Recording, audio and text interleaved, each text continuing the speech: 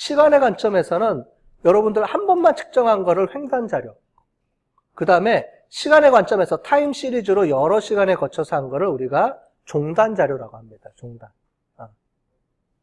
이해되셨죠?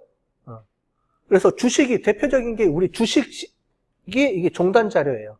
주식은 매일 주식 거래가가 계속 측정이 돼서 움직이죠. 그죠? 그런 것들. 또는 우리나라 GDP 뭐 이런 거, 소비자 물가 지수 이런 것들은 계속 우리가 측정을 해서 관리를 하잖아요. 그죠? 그런 걸 나타내 주는 거예요. 그런 자료를 우리가 종단 자료. 다른 말로는 우리가 타임 시리즈 데이터라고 하죠. 시계열 자료. 한국말로는 시계열 자료 이렇게 부릅니다. 그렇지 않고 우리가 한 번에 얻어진 자료들 이런 것도 우리가 시간 자료죠. 말하자면 우리 아까 전에 만족도 조사했는데 16년도 만족도, 17년도 만족도, 18년도 만족도 이게 한 연도를 구분하면 걔는 횡단 자료가 되는 거고 한 번 조사한 건데 근데 이게 계속 3년치를 묶어서 하는 거를 우리가 종단 자료라고 하죠. 계속 매년 그래서 분석을 할 때 추세 분석하는 거 이런 것들이 우리가 종단 자료라고 하는 겁니다. 또는 한 명을 계속 관리하는 거예요. 그래서 이 사람이 몇 년부터 몇 년도까지 이렇게 교육학에서 많이 쓰고도 합니다. 아까 전에 질적이냐 양적이냐 종단이냐 횡단이냐 이렇게 우리가 부를 수 있는 거죠. 네, 그래서 그렇게 보시면 3월 22일 삼성전자 주식 가격 하면 뭐겠어요? 주식이니까 뭐 5,000원, 6,000원, 7,000원이니까 뭐예요? 양적이에요? 질적이에요? 주식 가격 질적이에요? 양적이에요? 양적이죠? 자, 그러면 한 번에 딱 잰 거예요? 아니면 여러 시간에 걸쳐서 여러 번 잰 거예요? 여기 3월 22일 주식 가격인데 딱 하루 쏘갔지롱. 요거를 딱 해놨잖아요. 그래서 제가 일부러 헷갈리지 말라고 덫에 걸려든 겁니다. 여러분들은. 자, 뭔지 알겠죠? 크로스 섹셔널이죠. 이게 그냥 몇 월 달 삼성전자 주식하면은 여러 날을 걸쳐서 한 주식 가격이니까 이제 그거는 롱지투디널 해서 저런 건데 이거는 제가 그래서 3월 20일 하루의 주식 가격이니까 이거는 단면이죠. 크로스 섹셔널이라는 말이죠. 뭐 현대 소나타 자동차 색깔 이거는 넘어갑시다. 그렇게 중요한 건 아니니까요. 자, 척도의 종류인데 이거 있습니다. 아까 전에 여러분들이 조금 헷갈렸던 게 있어요. 스카우트 순위 1순위, 2순위, 3순위, 4순위인데 그걸 왜 우리가 연속으로 안 보고 질적으로 봤지? 조금 헷갈렸었죠. 그게 뭐냐면 질적 변수가 있는데 이 질적 변수 자료가 이 노미널 데이터하고 오디널 데이터 두 개가 되어 있습니다. 영어로 좀 되어 있으니까 뒤에 한국말로 봅시다. 자, 뭐냐면 질적 자료를 요 두 가지가 있습니다. 질적 자료에는 명목 자료, 명목 척도, 명목 자료는 똑같아요. 아까 전에 우리가 성별, 혈액형 이런 걸 얘기하는 겁니다.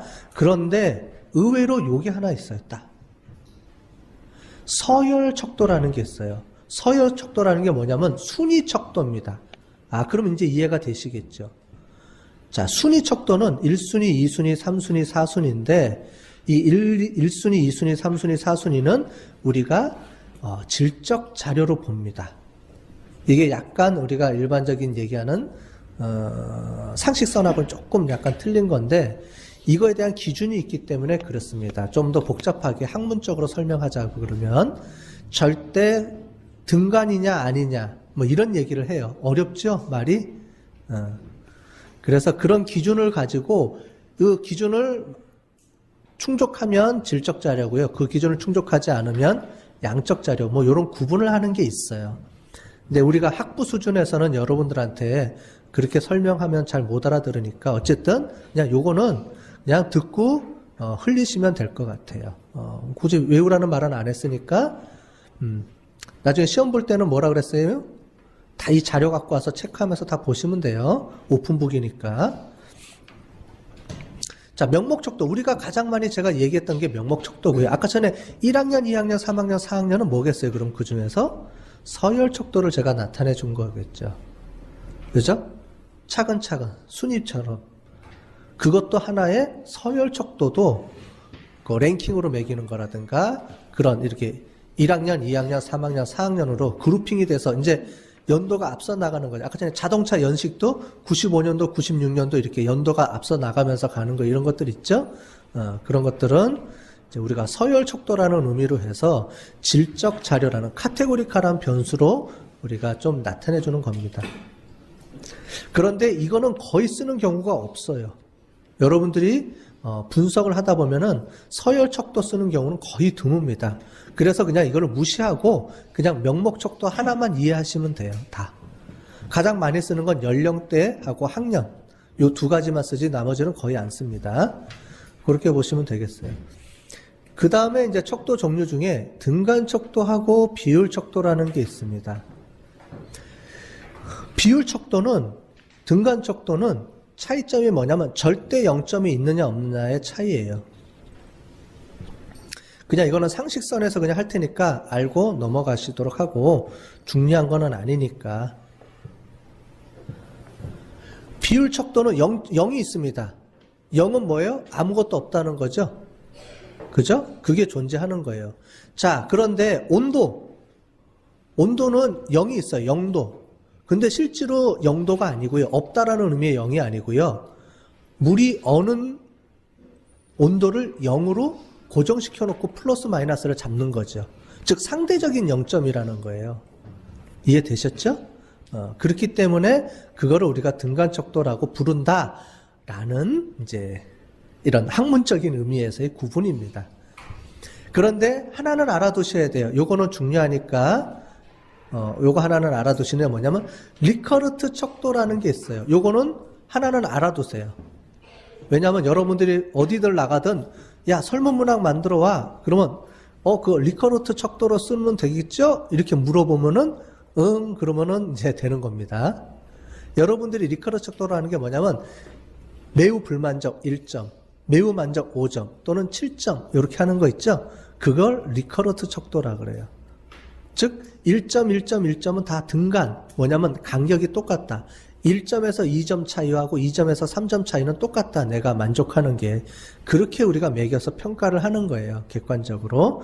그거를 우리 무슨 방법이라고 하느냐? 리커르트 척도 방법이라고 합니다.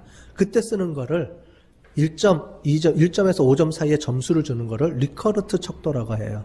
요거는 하나는 기억해 두셔야 필요가 있겠죠? 나가서 많이 써먹을 테니까 우리가 리커르트 척도가 있다. 이렇게 이해를 하시면 되고 나머지는 그냥 질적 자료, 연속 자료, 질적 변수, 연속 변수. 제가 가끔 가다가 명목 변수 이렇게 얘기하는 툭 튀어나올 때도 있어요. 그럼 그건 질적 변수구나. 앞에 순위 변수는 큰 의미가 없기 때문에 그렇게 보시면 되겠습니다. 요거는 그런 거니까 넘어가고요. 자, 아까 전에 나왔던 거랑 똑같죠? 자, 그거에서 보시면, 자, 색깔은 뭐예요? 자, 척도입니다. 아까 전에 색깔은 질적 변수 중에서도 두 가지로 쪼갠다면, 명목 척도죠. 무게는 연속 변수 중에서 비율 척도. 요런 얘기입니다. 자, 제가 하나씩 해드릴 테니까 한번 보시고요. 이렇게 보시면 되겠습니다. 그러니까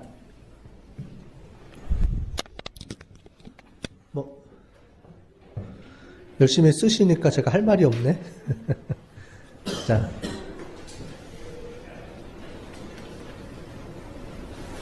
원데이터가 없어졌네. 보니까 죄송해요.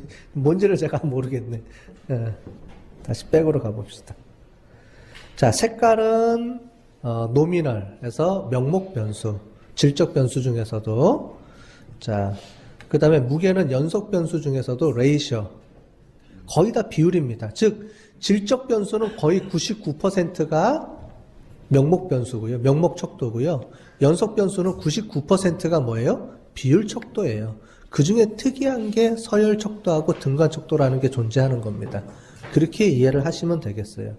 가격 레이셔, 둘레 레이셔, 브랜드 노미널, 모델 번호는 노미널 또는 오디널, 순위가 있으면 윈도우즈 7, 9 이렇게 올라가면 이제 그런 것들은 오디널로 볼 수도 있겠죠. 즉 순위로 볼 수도 있다는 얘기예요. 부채 비율 레이셔, 소프트웨어 버전은 오디널. 자동차 연식도 오디널로 볼 수 있다.